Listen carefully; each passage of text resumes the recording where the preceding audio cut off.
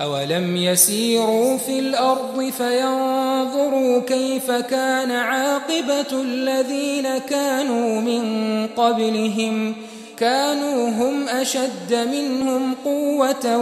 وآثارا في الأرض فأخذهم الله بذنوبهم وما كان لهم من الله من واق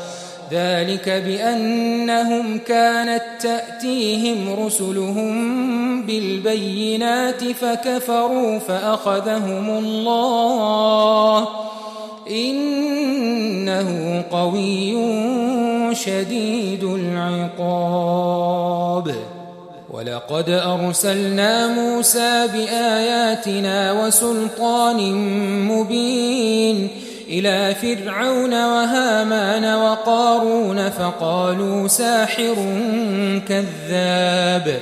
فلما جاءهم بالحق من عندنا قالوا اقتلوا أبناء الذين آمنوا معه واستحيوا نساءهم وما كيد الكافرين إلا في ضلال وقال فرعون ذروني أقتل موسى وليدع ربه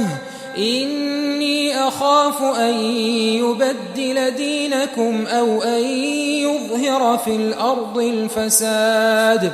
وقال موسى إني عذت بربي وربكم من كل متكبر لا يؤمن بيوم الحساب